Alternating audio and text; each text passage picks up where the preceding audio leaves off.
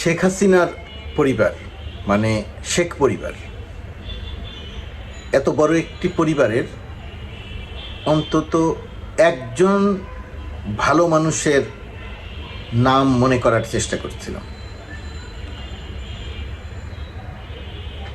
নানাভাবে স্মরণ করার চেষ্টা করলাম, কিন্তু চেষ্টা করে নামটা স্মরণ করতে পারছি না। আমার মাথায় এই ধারণাটি আনলেন ফেসবুকে একটি পোস্ট দেখলাম মনোয়ার মোস্তফার। তো তিনি একটি সংবাদের লিঙ্ক উল্লেখ করে বিদেশি পত্রিকার ফাইন্যান্সিয়াল টাইমসের একটি নিউজ লিঙ্ক দিয়ে এই মন্তব্যটি করেছেন যে শেখ পরিবারের অন্তত একজন ভালো মানুষের নাম বলেন। তো সেটা থেকে আমি চিন্তা করলাম যে কোন নামটি আসতে পারে যে আমি সেখানে মন্তব্যে নাম লিখব যে এই মানুষটি শেখ পরিবারের ভালো মানুষ হিসেবে পরিচিত, তার ইমেজ ভালো, পাবলিক পারসেপশনে তিনি একজন সৎ বা তিনি একজন যোগ্য বা তিনি একজন ভালো মানুষ হিসেবে পরিচিত। কিন্তু আমি আমার চারিদিকে খুঁজে যাদেরকে চিনি জানি মানে শেখ পরিবারের সবাই তো কোনো না কোনোভাবে আমাদের চেনা জানা, কারোর সাথে পরিচয় আছে, কারোর সাথে হয়তো অত হৃদ্যতা নাই, কিন্তু তাদেরকে চিনি জানি, খুঁজে পেলাম না। তো এই কথা যখন আলোচনা করছিলাম, মাথার মধ্যে ঘুরছিল, তখন আরেকটি জিনিস মনে পড়ল।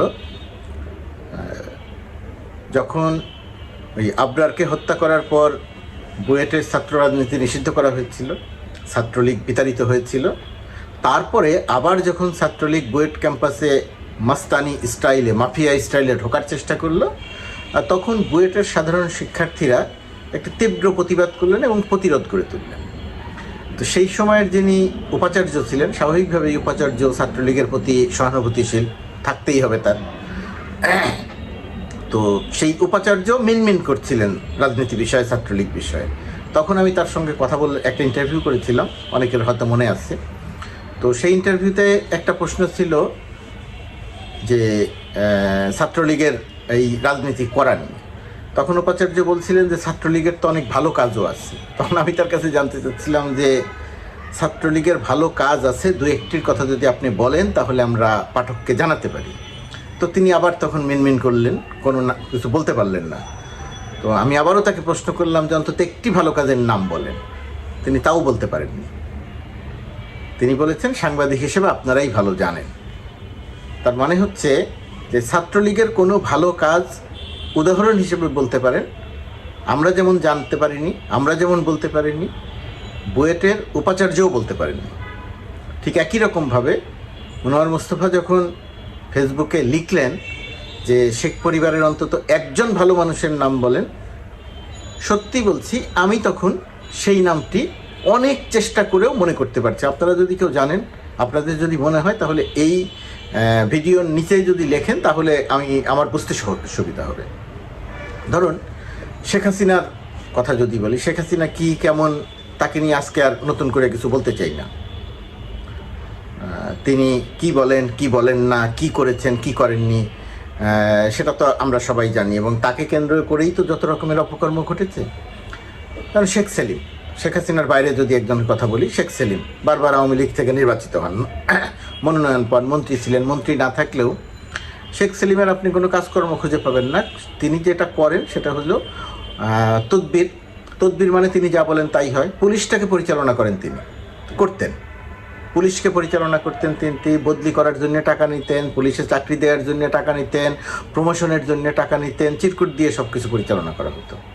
তো শেখ সেলিমের এছাড়াও আরও অনেক, এফডিসির নির্বাচন নিপুণের পক্ষ হয়ে কিভাবে তিনি নির্বাচনটাকে প্রভাবিত করার চেষ্টা করেছিলেন, কেন করেছিলেন, সেটা নিয়ে বহু গল্প আছে। সেই গল্প নিশ্চয়ই আমরা এখানে করব না, আমি সেই গল্পের দিকে যাব না। শেখ হাসিনার বোন বা মেয়ের জায়গাতে পরে আসছি না, আগে বলে দেই, এখন এটাকে কেন্দ্র করেই তো সারা পৃথিবীতে বাংলাদেশ আলোচিত হচ্ছে। কারণ শেখ হাসিনা সরকারের পুরো সময়টা যখন ছিলেন, তখন তিনি বলতেন বাংলাদেশ পৃথিবীর রোল মডেল, বাংলাদেশ উন্নয়নের মডেল, এবং তার মাধ্যমে পৃথিবীতে বাংলাদেশের সুনাম অর্জিত হয়েছে। একজন কর্তৃত্ববাদী, একজন স্বৈরাচার, একজন একনায়ক জোর করে ক্ষমতায় থাকার জন্যে তিনি আলোচিত হয়েছেন, কিন্তু কোনো ভালো কাজের জন্য আলোচিত হয়েছেন সেরকম নজির দেখা যায় না। তো এখন শেখ পরিবার আন্তর্জাতিক অঙ্গনে কিভাবে আলোচিত হচ্ছে, আন্তর্জাতিক অঙ্গনে আলোচিত হওয়ার বিষয়টি লক্ষ্য করে দেখেন। টিউলিপ সিদ্দিক শেখ রেহানার মেয়ে, শেখ হাসিনার ছোট বোন শেখ রেহানা, শেখ রেহানার মেয়ে টিউলিপ সিদ্দিক।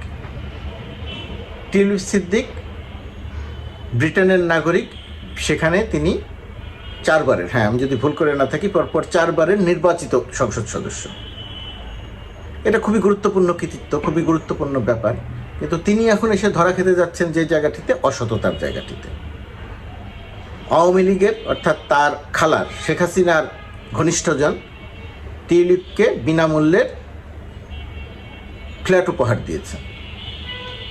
এখন বিনামূল্যে ফ্ল্যাট উপহার কেন দিবেন? এখানে যদি কারো কোনো স্বার্থ না থাকে, স্বাভাবিকভাবেই এটা বাংলাদেশে মাপ পেয়ে গেলেও ব্রিটেনে মাপ পাওয়ার কথা নয়, সেটা নিয়ে আলোচিত হচ্ছে।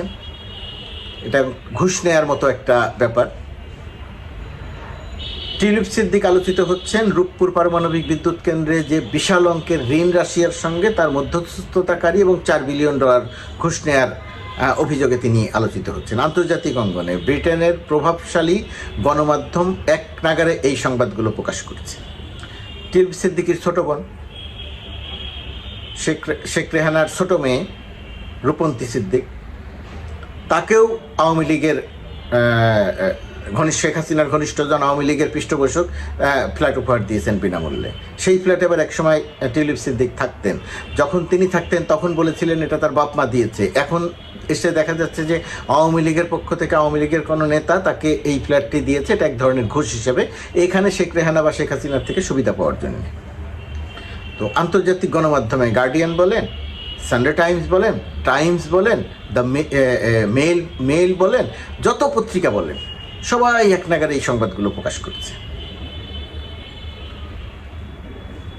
শেখ রেহানার ছেলে ববি সিআরআই পরিচালনা করতে এখানে, তার কথা আগে বলেছে। গার্ডিয়ান সংবাদ প্রকাশ করে বলছে, ভারতের গণমাধ্যম সংবাদ প্রকাশ করে বলছে যে টিউলিপ সিদ্দিকির ভাই বোনেরা মিথ্যা ও গুজব ছড়ানোর যে মেকানিজম, সেটার সঙ্গে সম্পৃক্ত টিউলিপের ভাই বোনেরা।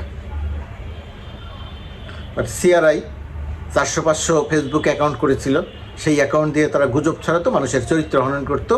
মেটা অর্থাৎ ফেসবুক সেটা শনাক্ত করে প্রায় 150-র উপরে তাদের আইডি বাতিল করে দিয়েছিল, বন্ধ করে দিয়েছিল। সেটা নিয়ে অনেক কিছু কথা হয়েছিল, হইচই হয়েছিল, কিন্তু সেটা কম হয়েছিল বাংলাদেশে যতটা হওয়া দরকার। আপনাদের আরেকটি গুজব ছড়ানো, এবং এটা ওই যে ববির কর্মকাণ্ড, সেটা এটা মনে থাকার কথা যে পৃথিবীর বিভিন্ন গুরুত্বপূর্ণ বিশ্ববিদ্যালয়ের প্রফেসর, বিশ্ববিদ্যালয়ের গবেষক পরিচয়ে অনলাইনে বাংলাদেশের গণমাধ্যমের কাছে লেখা পাঠানো হতো, সেটা সরকারের গুণগান, মূলত শেখ হাসিনা সরকারের মূলত গুণগান। বাংলাদেশের প্রায় সকল গণমাধ্যম কেউ জেনে বুঝে, কেউ বিভ্রান্ত হয়ে সেই লেখাগুলো প্রকাশ করেছে। ওই যে ডক্টর ডরিন চৌধুরী সহ এরকম বিভিন্ন নামে লেখা ছাপা হয়েছে, এবং এই পুরো কাজটা কোঅর্ডিনেট করতো ববি অর্থাৎ সিআরআই।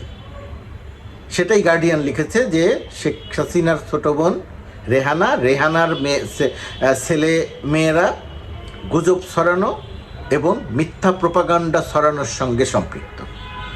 আন্তর্জাতিক গণমাধ্যমে সংবাদ প্রকাশিত হচ্ছে। এই সংবাদগুলো কিন্তু প্রথমে বাংলাদেশের কোনো গণমাধ্যম প্রকাশ করছে না। শেখ পরিবার, রেহানা পরিবারের দুর্নীতির সংবাদ কিন্তু বাংলাদেশের গণমাধ্যম প্রকাশ করছে না, প্রকাশ করছে পৃথিবীর সবচেয়ে সেরা গণমাধ্যম হিসেবে পরিচিত। এবং বিদেশে কোনো একটা পত্রিকায় একটা সংবাদ প্রকাশিত হলে আওয়ামী লীগ বা শেখ হাসিনা যেভাবে সেটা নিয়ে কথা বলতেন, সেই সমস্ত পত্রিকা তাদের এই সংবাদগুলো প্রকাশ করছে। কি ভয়াবহ ব্যাপার! বাংলাদেশের ভাবমূর্তি, এতে বাংলাদেশের ভাবমূর্তির অবস্থা কোথায় গিয়ে দাঁড়াচ্ছে?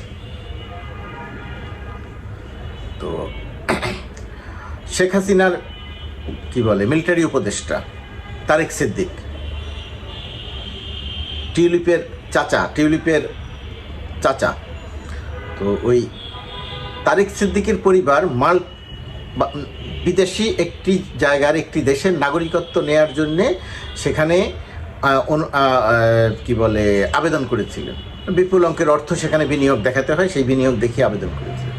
দেশে দুর্নীতির অভিযোগ থাকায় তাদের সেই নাগরিকত্বের প্রস্তাবও বাতিল। প্রথমত কথা, দেশ থেকে তাদের অ্যাকাউন্টে বিদেশে টাকা নিয়েছেন, সেই টাকা দেখিয়ে বিদেশি একটি দেশের নাগরিকত্বের আবেদন করেছেন। সেই দেশটি বাংলাদেশে দুর্নীতির অভিযোগ আছে তাদের বিরুদ্ধে, এই কারণে তাদের নাগরিকত্বের আবেদন বাতিল করে দিয়েছে। তার মানে অপরাধ কতগুলো! বাংলাদেশের নাগরিক হয়ে আরেক দেশের নাগরিকত্ব হওয়ার আবেদন করেছেন, সেটা আবার বাংলাদেশ থেকে অবৈধভাবে পাচার করে টাকা নিয়েছেন, সেই টাকা দেখিয়ে আবেদন করেছেন। এটা শেখ পরিবারের কর্মকাণ্ড। টিলিপের চাচাতো বোনরা, তারেক সিদ্দিকী, শেখ হাসিনার মিলিটারি সেক্রেটারি, বাংলাদেশে গুম খুনের যে প্রধানতম, অন্য শেখ হাসিনার পরে প্রধানতম যে মাস্টার মাইন্ড, সে হচ্ছে তারেক সিদ্দিক। তো এই কর্মকাণ্ড করে তিনি এই সংবাদটিও প্রকাশ করেছে ফাইন্যান্সিয়াল টাইমস, ইউকের, মানে ব্রিটেনের, বাংলাদেশের সংবাদ নয়।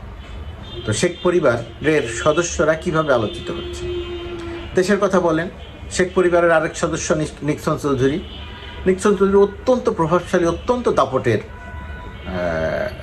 এমপি, শেখ পরিবারের সদস্য। শেখ পরিবারের পৃষ্ঠপোষক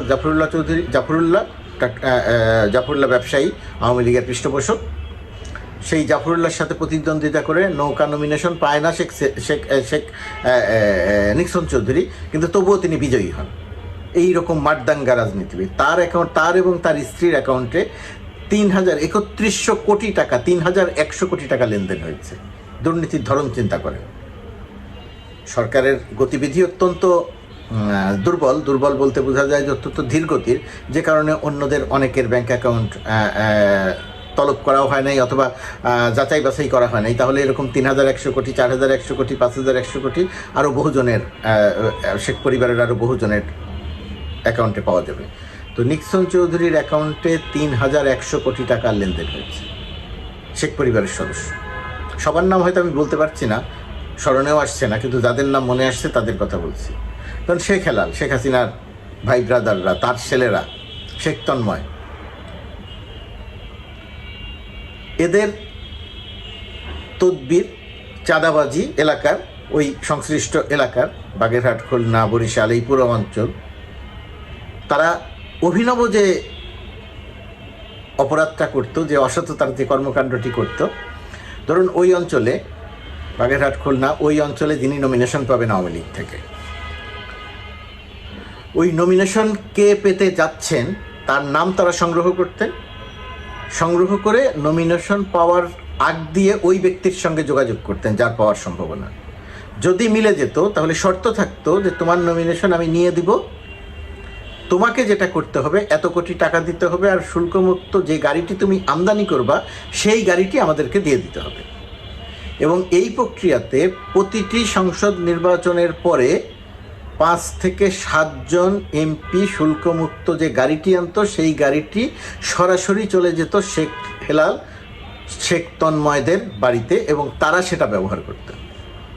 এই রকম কমপক্ষে 8 থেকে 10টি গাড়ি এবার 5 আগস্টে ক্ষমতার শেখ হাসিনা পালানোর পরে শেখ হেলালদের বাড়িতে যা আগুন দেওয়া হয়েছে, সেইখানে কমপক্ষে 10টি এরকম গাড়ি পুড়ে গেছে। এখানে এমনও আছে যে এমপি ওই শুল্কমুক্ত গাড়িটি আমদানি করেছেন, টাকা দিয়েছেন, তিনি সেই গাড়িটি কোনোদিন দেখেননি, তিনি একবারের জন্য চড়তেও পারেননি, কিন্তু এটা নিয়ে ডেইলি স্টার সহ অন্যান্য পত্রিকা সংবাদ প্রকাশ করেছিল। আর একটি পরিবার আছে বরিশালে, হাসনাত পরিবার। তো এই পরিবার, তার বাবা, তার ছেলেরা একসময় ঢাকায় জমি বাড়ি দখল করা নিয়ে আলোচিত হতো। তো এবার আর এই 15 বছর ঢাকায় জমি বাড়ি দখল করেনি, কিন্তু তারা বরিশালকে তছনছ করে দিয়েছে। তার এক ছেলে মেয়রও নির্বাচিত হয়েছিল, কিন্তু একেবারে তছনছ করে দিয়েছে পুরো বরিশালটাকে। তো এই যে কথাগুলো বললাম, এই কথাগুলোর মধ্যে বাদ থেকে গেল শেখ হাসিনার মেয়ে সাইমু ওয়াজেদ পুতুল এবং সজীব ওয়াজেদ জয়। সাইমু ওয়াজেদ পুতুলের যার সাথে বিয়ে হয়েছিল তার শ্বশুর যে ইঞ্জিনিয়ার মোশাররফ, শুধুমাত্র তার শ্বশুর এই কোটায় তিনি এমপি হয়েছেন, এই কোটায় তিনি মন্ত্রী হয়েছেন।